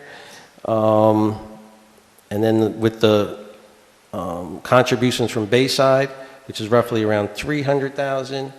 And then I have contributions coming in from Dockside, which I have not been able to release yet, and I can't release yet till we get the final agreement in place, but it will be substantial because I've been beating them up very hard. But it's going to be a substantial give from Dockside where it will be 100% covered to do our sewer plant upgrade. Is it just for the Marlborough or anything for Milton? Right now, it's just, well, we did use, I should say, that we used $70,000 approximately for the Milton sewer plants for a clarification system we did last year out of that ARPA money already. Oh, okay. So whatever's left over from that, then it's all going to Marlborough, because the Marlborough right now is where the expansion is with the two building projects going on. So the board's going to see over the next few months, middle of next year, there's going to be some reservation agreements we have to do with Dockside. There's going to be some zoning changes that we have to do with them. There's secret that has to be done with them. There's environmental reviews that have to be done with them. Then they got to get to the planning. So there's going to be a lot of things going down at Dockside. As you can see, Bayside has already started. They're planning on completing within the next 20 months. So, you know, they've been blasting, getting rid of the rock.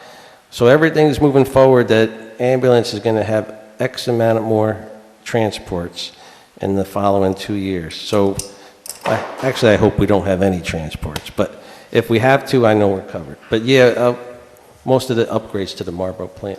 The only other question I have is, do you have an update on the expenses for Tomback, and are we within budget? Yeah, we're actually, a couple of the credits we got back so far, we got credits back, so we're actually under budget. So Councilwoman Session might like that.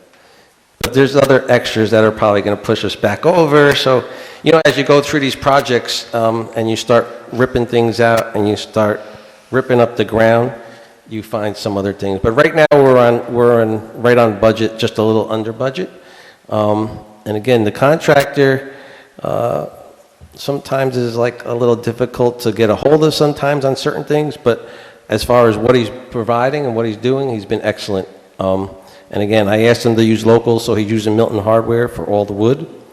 I asked him to work with Local 17 and the Carpenters Union over in Poughkeepsie, and he did, and they're all hired on the job. And my engineer's been overseeing the job, and they've been submitting their payroll, which they're supposed to. And you're hoping it's going to come in at about what? the overall cost, what was it, $1.4 million, somewhere in that range? Okay. Unless Sheridan wants to go to $2 million, we could do that. I mean, it's up to her. Thanks. So, no, yeah, hopefully $1.4 million. All right, thank you. Supervisor Corcoran, before Yes. you proceed on, do you want to have a conversation about Axon, or would you like to table that to next month? Next month. Very good, thank Because you. I got to get into executive session. Yes, sir. Well, you know, I didn't do any of my correspondence either. I said that to you twice, you don't listen to me. Boy, I got too much stuff going on tonight. I'll try to be quick, but I want to give a quick legislative update since it's November and next month the meeting will be during the holiday season. So the upcoming year, I want to let you know that, like Supervisor Corcoran said, that I got the $500,000 coming on the sewer plants from the county, so that's pretty much approved and on its way. I'm also working on $100,000 on a park fund, which again is a matching fund, but I'm working with the county now to get another $100,000 down here coming this year. Also, with COVID, it was difficult for me for quite some time since we didn't have a lot of public meetings, but over the last year, we've been up there publicly, and this last year, I've been working on what they call the Hometown Heroes program, which are the banners that you see in most municipalities. Now, you would think it'd be simple to do that, but it just takes a lot of organization with that, is working with Central Hudson to get on the polls, the companies to get it done, permits, applications. So after about 6 or 7 months, and in the last month working with Supervisor Corcoran, we're finally in the home stretch. So this coming year, hopefully January, we're going to put out a program for a Hometown Heroes banner program, so you could apply, get a veteran, and we're going to get those banners up on the telephone poles. So I'm working with the vendor now that we're probably going to look to do it twice a year, since it has to be done in quantity, it can't be done in piecemeal. So come January 1st, I'm looking to have an application to be put out, close it on January 31st, come spring, get those on the telephone poles, and then do another round come July 1st, closing that round on July 31st, and then getting those out in the fall. All right, so I'm finishing that up now. Also, we're working with Meet Me in Marlborough. Meet Me in Marlborough wants to kind of piggyback that and do some banners for some anniversary things that are going on in town. 200-year anniversary. 200-year anniversary, some of the businesses and stuff. And then lastly, this past year, I've been working with Manny. If people don't know, Ulster County has a bus service called the UCAT, and the UCAT service operates all of Ulster County.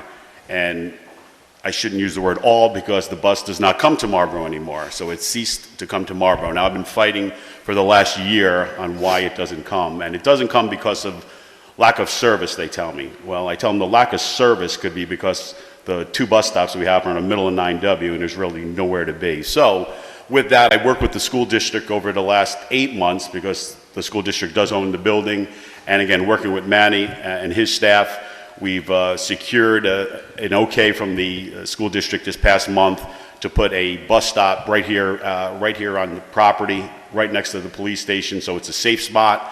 So we're going to build out a bus service depot here this coming spring, and I will make the UCAT come back to Marlborough on a regular basis. So the bus stop will be down here, they'll be secured, it'll have lights, it'll have parking, and again, we'll get back on the bus schedule. So that's the other thing we've been working on. So it's been a pretty productive year up there, and we look forward to bringing more money down to Marlborough, because most of the legislators here on the southern tier feel we're left out, and Kingston and Saugerties get most of the money. Some of them think we're part of Orange County still. So that is the problem. So again, thank you to Legislator Corcoran working with the banners, Manny for working with me with the other with the bus stop and everything else we're getting done, and with the legislature to get us some additional money down here for $500,000 on the sewer plant, and the $100,000 for the parks program coming up this year. Thanks, Tom. Yep, good job, good work.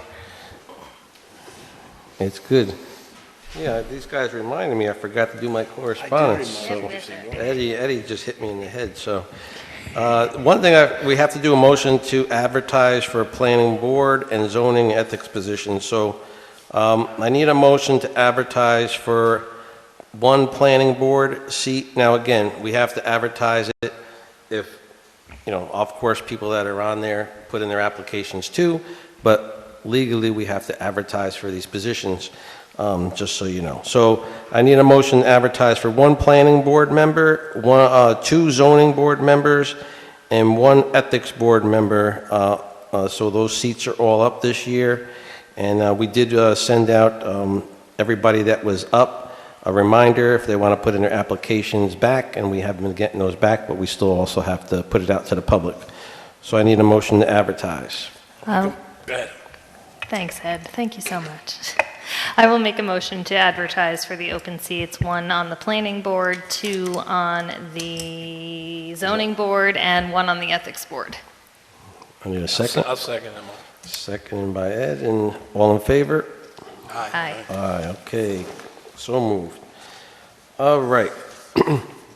All right, Chris wanted me to make this point on record that, so as you know, we had the fire down at the pier. Travelers Insurance okayed engineering to be, pre-engineering to be done on it. They cut us a check for $19,950. Chris wanted to make sure everybody knows that that got we had to actually pay that bill, and that bill was paid out of the park expense, account number 7110.200, and that money will be reimbursed by the check that we received from Travelers Insurance. So just to have that on the record for accounting reasons, at the end of the year when she does all her transfers and we have to approve it, you'll see that on there. But I wanted to make that notice. Do we have to approve that transfer now or no? No, when she does it. For the audit? Yeah, no, when she does it at the end of the year, she just wants us to make sure we know what's going on. Okay. And then, which is going to correlate to the Resolution 86 and 87, we did get two donations, one from the Fire Department of Marlborough and one from the Fire Department of Milton. I guess they got no room to store their little boats that they had, so they pawned them off on the tent. No, we wanted them because we need them actually, so it actually worked out in our favor. With the pier down there and the sprinklers that we got going on in the pond and everything else, it actually came at the perfect time. So according to our donation policy, I have one letter here from the Board of Fire Commissioners, Marlborough Fire District, and that's to whom it may concern. We acknowledge the donation of our rowboat to the town of Marlborough. The boat has an estimated value of approximately $500. We are pleased to help the town out to enhance their service with the use of this boat, and that was from Chief Eric Mattson. And then I also got one from the Milton Fire District. The Milton Fire District would like to donate our 17-foot Boston Whaler boat to the town of Marlborough Highway Department. So we feel it will help with all our efforts you put towards the Milton Landing Park. In the event you decide to sell or replace the boat, the Milton Fire District would like to have the first rights to have the boat back. And that is from Chief Matthew Nieder, First Assistant Chief. And so that's going to correlate to our two next resolutions. And this is all done because we have a code that says we have to do this, which is right. Right, Mickey? You know all about it since you wrote it. All right. So I'm going to go right into Resolution 86 to accept the donation of the town of Marlborough. Supervisor Corcoran proposes the following. Whereas the Marlborough Fire Department donated a rowboat to the town of Marlborough, and whereas the donation policy adopted by the town of Marlborough on October 10, 2006 states all donations must be accepted by the town of Marlborough. Now therefore be resolved that the town of Marlborough, the town board of Marlborough hereby accept said donation and moves for its adoption. Yes. Yes. Yes. Yes.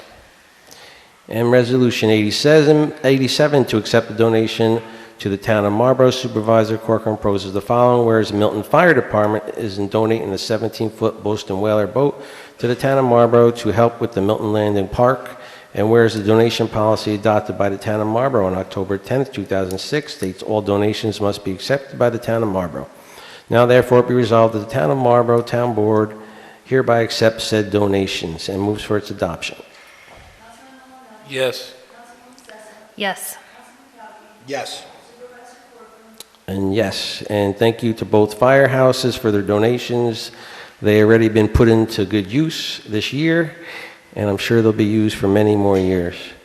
And if we want to appoint Frank again, and if we want to appoint Kevin again, we can, but no, they're already here.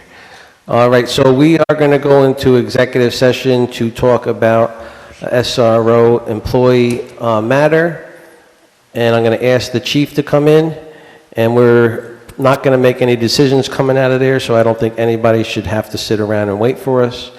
And then after that, we will adjourn. So I need a motion to go in executive session. I'll make that motion to go to executive session. Second. Second. And all in favor? Aye. Aye. 8:58. Congratulations, guys. And I don't know why you stuck around for all that. They wanted to absorb the whole meeting. I was actually wrong with 2 hours. But thank you. Congratulations. Get the flavor. No, you don't have to stay. Just take this and I'll tell you.